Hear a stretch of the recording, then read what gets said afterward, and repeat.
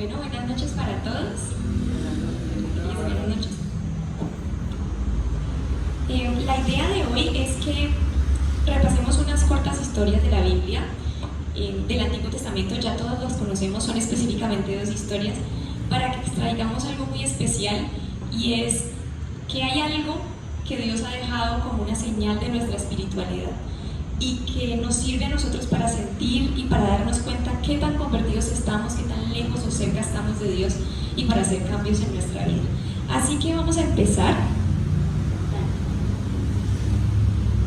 Y yo quiero empezar con un versículo que todos hemos conocido desde siempre, pero lo traje en una versión diferente, una versión que me gustó mucho, que es la versión Dios habla hoy. Y dice, es Romanos 12:2.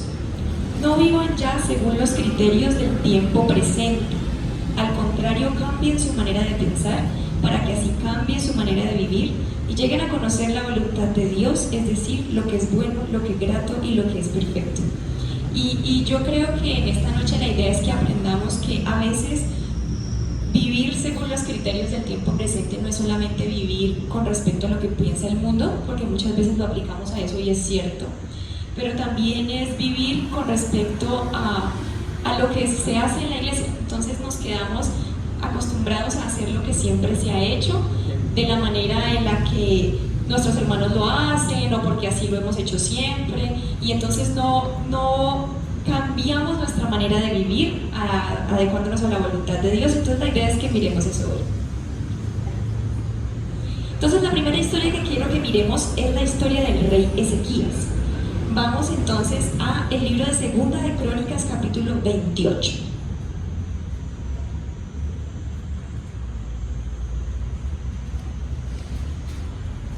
Y para hablar del rey Ezequías, primero quisiera que recordáramos un poquito el contexto en el cual reinó el rey Ezequías. Entonces, el rey que inmediatamente estuvo antes del rey Ezequías fue el rey Acaz. ¿Alguien recuerda qué hizo el rey Acaz? ¿Quién era el rey Acaz? ¿Algo que haya pasado con respecto a él? Sí, el rey Acaz fue un rey idólatra que se apartó de los caminos de Dios. Creo que fue el que cerró el templo, cerró los sacrificios. Bueno, el rey Acaz fue un rey de Judá, o sea que se supone que él conocía de Dios, y fue un rey que hizo lo malo delante de los ojos de Jehová. Así que necesito que me ayuden con unos textos. Segunda de Crónicas 28, 1 y 2, Cris. Segunda de Crónicas 28, 22 y 23, Carlos, por favor. Segunda de Crónicas 28, 24, hermana Janet. Sí, vamos a empezar entonces con el de Cristina. Segunda de Crónicas 28, 1 y 2. De 20 años era casada cuando comenzó a reinar, y 16 años reinó en Jerusalén. No hizo lo recto ante los ojos de Jehová como David su padre. Antes anduvo en los caminos de los reyes de Israel, y además hizo imágenes fundidas a los paganos. Entonces vamos viendo el contexto. El rey antes de Ezequías fue un rey malo, hizo lo malo ante los ojos de Dios y especialmente fue idólatra. El segundo texto, 28, 22 y 23. Dice así: además, aún en el tiempo de su angustia, el rey Acaz añadió mayor pecado contra el Señor, porque ofreció sacrificios a los dioses de Damasco que lo habían derrotado. Dijo: ya que los dioses de Siria les ayudan, yo también sacrificaré a ellos para que me ayuden. Pero ellos fueron la causa de su ruina y la de todo Israel. Entonces nosotros sabemos la historia. Acaz estaba en una posición muy difícil porque había venido un rey extranjero a tomarse Judá, y él, en vez de acudir a Dios, acudió a otro rey pagano, al rey de Asiria. Pero el rey, a pesar de que él sacó los tesoros de la casa de Jehová, cerró el templo para darle un montón como de sobornos para que él le ayudara, el rey lo traicionó y terminó fue tomándolo él. Y además de eso, dice el 23, versículos 23 y 24, que ofreció sacrificios a los reyes, a los dioses de esos reyes, porque dijo, bueno, si ellos nos ayudaron, pues entonces para que me ayuden a mí también. Es decir, que desconoció el poder de Dios para bendecir. Y hermana Janet, el último, 28-24. Segunda de Crónicas 28-24. 24 dice así: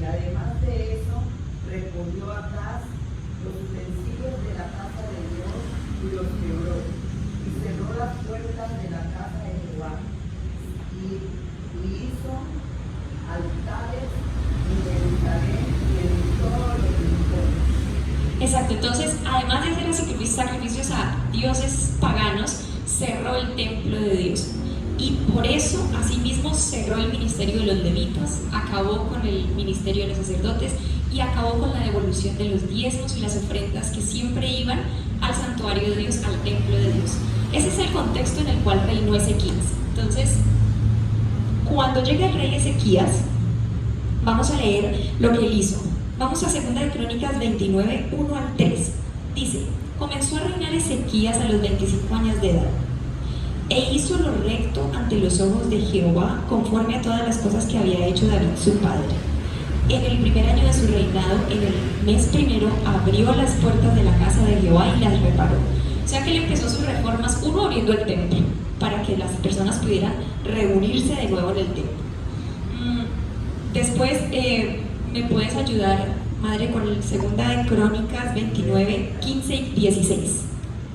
Estos reunieron a sus hermanos y se santificaron, y entraron conforme al mandamiento del rey y las palabras de Jehová para limpiar la casa de Jehová.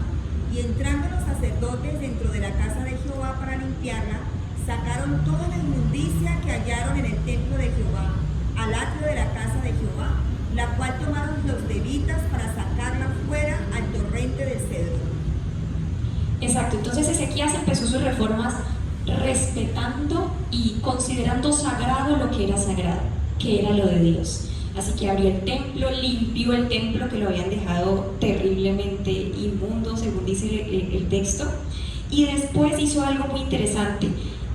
Lo encontramos en 2 de Crónicas 29, 31, y dice: luego Ezequías dijo: vosotros os habéis consagrado ahora a Jehová. Le estaba hablando al pueblo y a los sacerdotes. Acercaos pues y presentad sacrificios y alabanzas en la casa de Jehová. Y la multitud presentó sacrificios y alabanzas, y todos los generosos de corazón trajeron holocaustos. Así que le recordó al pueblo la consagración, la separación especial que tenían de parte de Dios, porque era un pueblo especial y lo habían olvidado. Y tenían también que santificar lo que era sagrado, porque se habían olvidado también. Habían tratado lo de Dios como si fuera una cosa común. Así que Ezequías empezó con sus reformas precisamente en este punto. Y hay algo muy interesante. Ahorita que el pueblo se acercó, que los sacerdotes recordaron su ministerio, y dicen: y todos los generosos de corazón trajeron holocaustos. Así que hacía parte del reavivamiento espiritual del pueblo responderle a Dios con su fidelidad. Y eso mismo lo vamos a encontrar también en 2 de Crónicas, el capítulo 31, y en los versículos 4 al 6.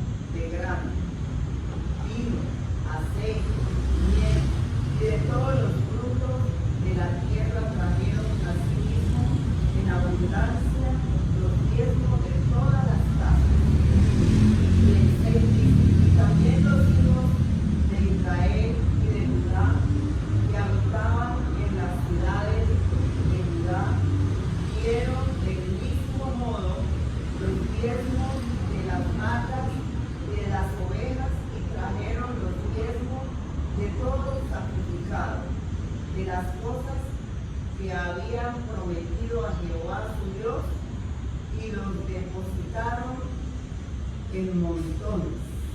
Y ahí vemos entonces lo interesante de cuando el pueblo se enchufa nuevamente con Dios. ¿Y qué es lo que están haciendo? Retribuirle a Dios y reconocer sus bendiciones.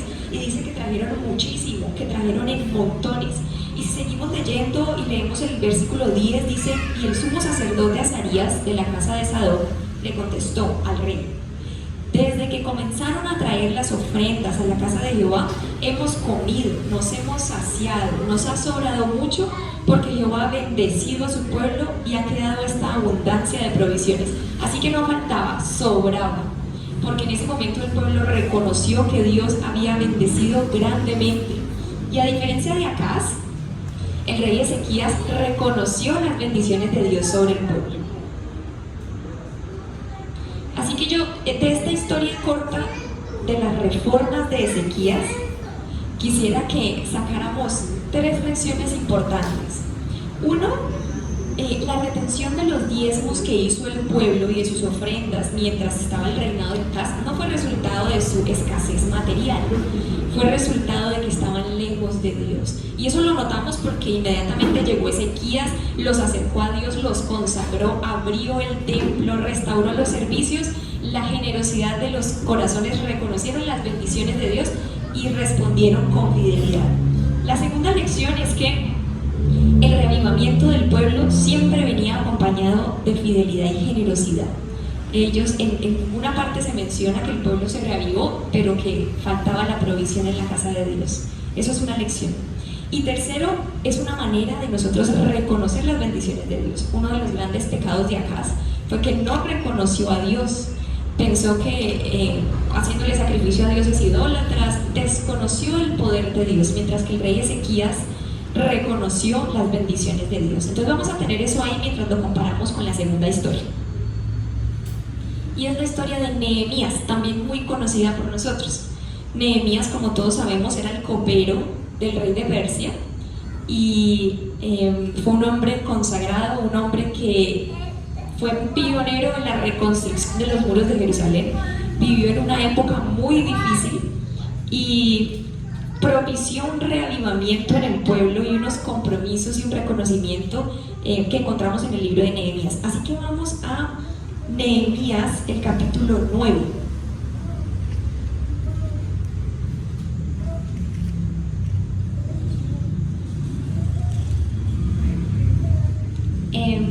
Y quiero llamar la atención en varios versículos. Empecemos con el 3. Dice: puestos de pie en su lugar, leyeron el libro de la ley de Jehová su Dios la cuarta parte del día, y durante otra cuarta parte del día confesaron sus pecados y adoraron a Jehová su Dios. Y voy a saltar el versículo 6, y es una parte de esa oración hermosísima que hace Nehemías a Dios como reconocimiento de su pecado y del pueblo. Y dice: solo tú eres Jehová, tú hiciste los cielos de los cielos y de los cielos con todo su ejército, la tierra y todo lo que está en ella, los mares y todos los que hay en ellos. Tú vivificas todas estas cosas, los ejércitos de los cielos te adoran. Entonces Nehemías de nuevo tiene esa característica que tuvo Ezequías, y es que reconoce a Dios en todo, que es el principio básico de una vida consagrada a Dios. Y ellos se comprometen, después de leer la ley, de confesar sus pecados. Recordamos que en esa oración ellos reconocen su infidelidad en comparación con la fidelidad de Dios a pesar de todo. Entonces ellos, en el versículo 38, sí. A causa pues de todo esto, nosotros hacemos bien promesa y la escribimos, firmada por nuestros príncipes, por nuestros levitas y por nuestros sacerdotes. Exacto, gracias hermana. Entonces el pueblo se compromete. El pueblo reconoce su condición, quiere acercarse a Dios, quiere reavivar su condición espiritual y se compromete con Dios a ser fiel en todo lo que la ley de Dios ha mandado. Pero sabemos después que Nehemías termina esta obra que tiene ahí y se devuelve a Persia. Y tiempo después vuelve a Jerusalén y se encuentra con un panorama diferente al que él dejó. Y él lo describe en el capítulo 13 de Nehemías. Y voy a leer el versículo, desde el versículo 4, sí. Dice: antes de esto, el sacerdote Eliasib, encargado de los aposentos de la casa de nuestro Dios, había emparentado con Tobías. Y le había hecho una gran habitación en la cual guardaban antes las ofrendas, el incienso, los utensilios, el diezmo del grano, del vino, del aceite que se había mandado dar a los levitas, a los cantores y a los porteros, y la ofrenda de los sacerdotes. Pero cuando ocurrió esto, yo no estaba en Jerusalén, era lo que les comentaba, porque en el año 32 de Artajerjes había ido donde el rey estaba, pero al cabo de unos días pedí permiso al rey para volver. Y entonces supe del mal que había hecho Eliasib por una consideración a Tobías. Esto me dolió mucho y arrojé todos los muebles de la casa de Tobías fuera de la habitación. Luego mandé que limpiaran las habitaciones e hice volver los utensilios de la casa de Dios, las ofrendas y el incienso. Entonces vemos algo similar a lo que veíamos en el caso de Ezequías. Cuando empieza a haber decaimiento espiritual, hay desprecio por las cosas sagradas de Dios. Empezaba con el templo, con los utensilios, con las habitaciones, se dejaba ensuciar la casa de Dios y se dejaba de devolver los diezmos y las ofrendas al alfolí, al templo de Dios. Así que la reforma de Nehemías es muy similar a la reforma de Ezequías. Es un llamado al reavivamiento del pueblo. ¿Y qué hace Ezequías? Muy similar a lo que, Nehemías. Limpia el templo y restaura el orden del sacerdocio. Vamos a leer el versículo 11 del mismo capítulo y dice: entonces reprendí a los oficiales diciéndole: ¿por qué está la casa de Dios abandonada? Después los reuní y los puse en sus puestos. Él restaura el sacerdocio y el sistema de orden que había en el templo. Y el resultado es el versículo 12: y todo Judá trajo el diezmo del grano, del vino y del aceite y de los almacenes. Hay algo aquí muy particular en esta historia, y es que la mala administración de los recursos partió de los dirigentes del servicio en el santuario. Y eso es algo con lo que nosotros nos podemos relacionar a veces. De pronto no estamos de acuerdo con ciertas cosas, a mí no me parece, y eso es válido porque todos tenemos diferentes opiniones. Y a las personas en el caso de Nehemías les sucedió algo muy parecido. Ellos empezaron a ver, y con justificación, los sacerdotes estaban haciendo cosas que eran inicuas, estaban tomando por poca cosa lo que había en el templo de Dios y lo que era sagrado. Y ese desdén por lo sagrado ocasionó en el pueblo un decaimiento espiritual que Nehemías encontró cuando volvió. Así que hay unas lecciones que también podemos tomar de esta historia. La primera es que la mala administración de los recursos de Dios y la poca reverencia hacia lo espiritual causan decaimiento espiritual no solo en lo personal, sino en lo colectivo. También las personas que me rodean, mis hermanos de la iglesia, mi familia. Entre más descuidado sea yo con lo sagrado, más propicio que las personas alrededor mío descuiden su bienestar espiritual. Y esto se incrementa mucho más en el caso de un ministro, un sacerdote, un dirigente. Y la segunda conclusión es algo muy similar a lo que veíamos con Ezequías. No hay reforma, no hay revivamiento sin fidelidad. De nuevo, cuando volvió Nehemías, limpió el templo, regresó ese respeto por lo sagrado. El pueblo respondió con fidelidad y con generosidad, y es algo que quisiera que tuviéramos en mente. Y fue en este tiempo, estaba leyendo acerca de los tiempos en los que estiman sucedieron estas historias, y es muy probable que el profeta Malaquías haya sido llamado por Dios en el momento en que esto estaba sucediendo. Y si leemos el libro de Malaquías, coincide exactamente con lo que vio Nehemías al volver a Jerusalén. Entonces, parece ser que ese mensaje de Malaquías era para estas personas de las que estábamos leyendo justamente. Y Malaquías empieza con algo que normalmente no leemos otras partes del libro, pero Malaquías empieza con una reprensión a los líderes, a los sacerdotes. Y yo quisiera que la miráramos empezando en el capítulo 1, versículos 6, 7 y 8.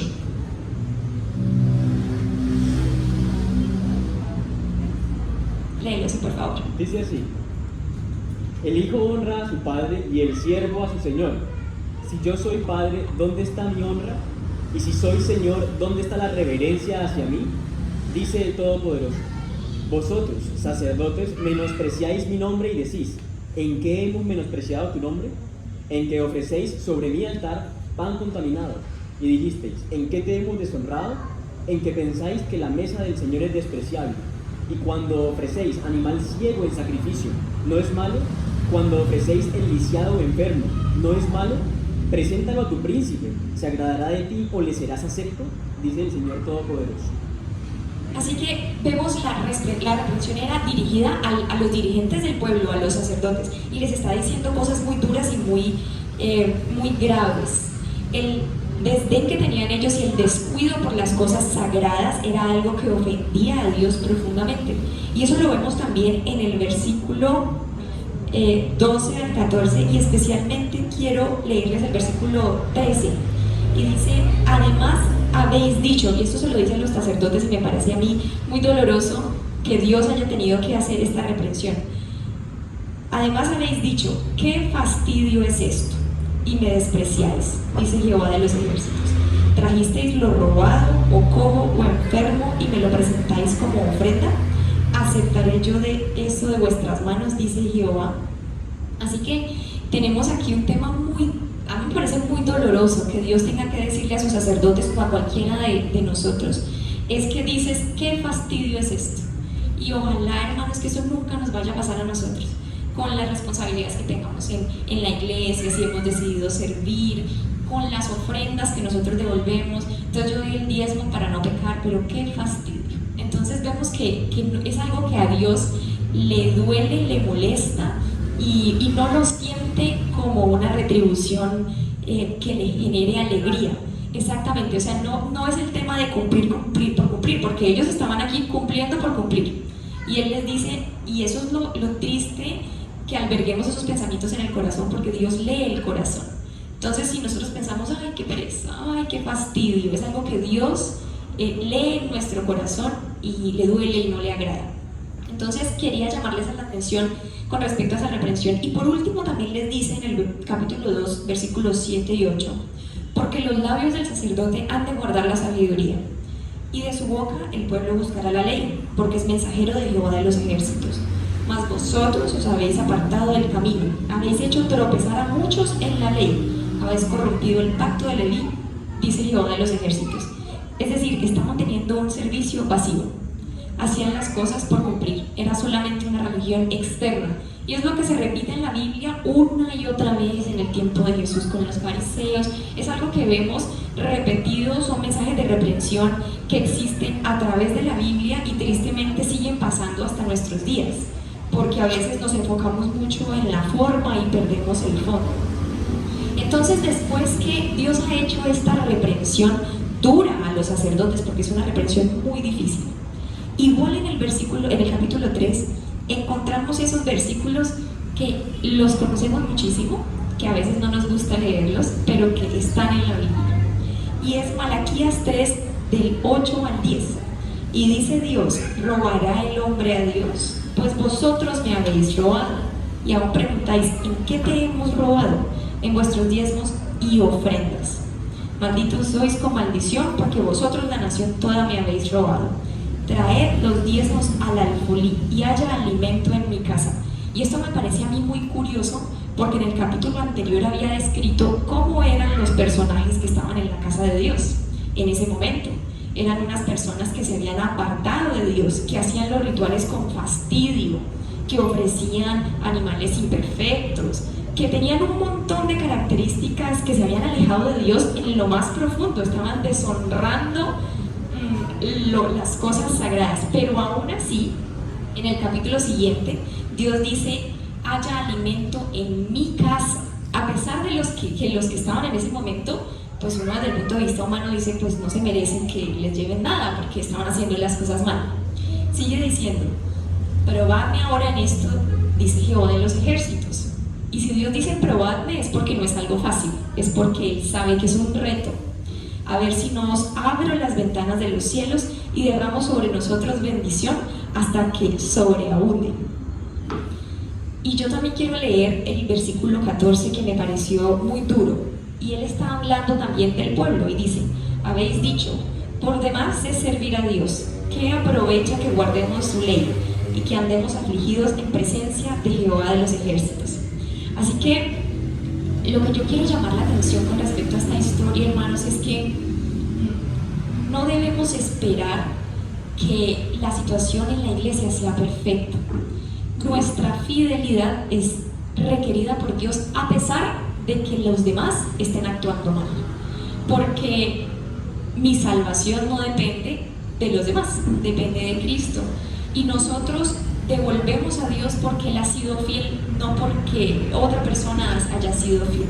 Entonces sí me llama mucho la atención, porque normalmente enfatizamos mucho, y es cierto, Dios es el dueño de todo y nosotros somos mayordomos, y asimismo debemos devolver lo que le corresponde, pero no enfatizamos que independientemente de lo que pase en la casa de Dios, nuestro deber no se hace menos, y eso está en la Biblia. Y yo creo que peor condición que en la que estaban estos sacerdotes, pues difícilmente, estaban terriblemente apartados de Dios, pero aún así Dios la considera su casa.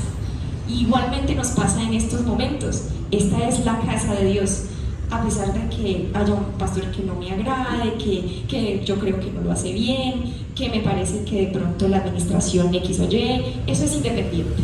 Cada uno tenemos nuestras opiniones y nuestras formas de hacer las cosas, pero la idea es que es la casa de Dios, y retener algo que es de Dios no es una ofensa contra el sacerdote, el pastor, el dirigente, es una ofensa contra Dios. Y aparte que es algo interesante, porque él dice traerlo al alfolí, porque digamos, los sacerdotes estaban en una condición espiritual terrible. Él hubiera podido decir, bueno, llévenselo a los necesitados, podría ser cierto, pero igual él dice, haya alimento en mi casa. Entonces es algo que quisiera resaltar. Las lecciones que aprendemos de esta historia: la retención del diezmo y las ofrendas es apropiarse a algo que no es mío, es de Dios. No llevar los diezmos y ofrendas era un pecado, a pesar de que los sacerdotes tuvieran terribles pecados, como lo son descritos allí.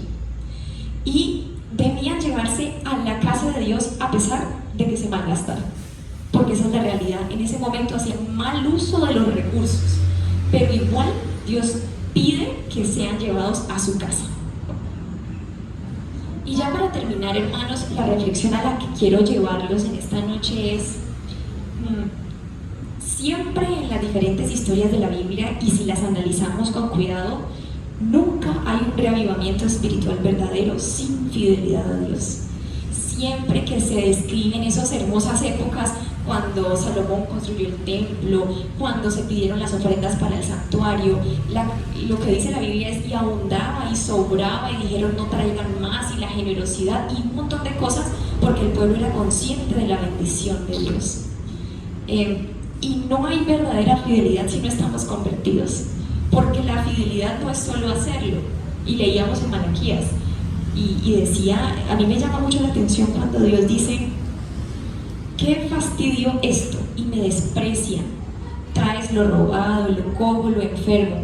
Qué respeto tenemos que tener por lo que le traemos a Dios, y asimismo tenemos que regir nuestra vida, porque si yo voy y robo o engaño o soy falsa y así me gano un dinero y vengo y lo diezmo, eso no es algo que va a glorificar a Dios. Entonces el respeto por las cosas sagradas debe marcar nuestra vida y nuestro comportamiento, desde la manera en que nos ganamos el dinero hasta la manera en la que lo utilizamos. Sí, eso es otra cosa que quisiera dejar en esta noche. Y como Dios es el que más sabe que si no hay verdadera conversión, no va a haber fidelidad, inmediatamente antes de ese versículo 8, muy conocido, quiero leerles el versículo 7, y dice: desde los días de vuestros padres os apartasteis de mis leyes y no las guardáis. Volveos a mí y yo me volveré a vosotros, ha dicho Jehová de los ejércitos. Pero vosotros decís: ¿en qué hemos de volvernos? Y ahí es que Dios dice: robará el hombre a Dios. Así que lo que yo les quiero dejar en esta noche, hermanos, es que nuestra fidelidad a Dios, más que ser un requisito, es un síntoma de cómo estamos espiritualmente, es una señal, y es algo para que nosotros evaluemos no qué tanto estoy dando, sino qué tan convertido estoy, porque el tema de ser fieles es algo que viene por añadidura cuando le hemos entregado a Dios nuestra vida y cuando estamos conectados espiritualmente. Entonces el punto acá no es tenemos que ser fieles, y sí tenemos que ser fieles, pero tenemos que convertirnos de corazón, porque así vamos a tener un respeto tan profundo por todo lo que es de Dios, y vamos a tener una generosidad y un reconocimiento absoluto de sus bendiciones, que asimismo vamos a ser fieles. Entonces, que Dios nos bendiga y que Dios nos ayude a consagrarnos todos los días, y que todo lo demás, como dijo Jesús, vendrá por añadidura cuando el corazón está consagrado y somos personas espirituales.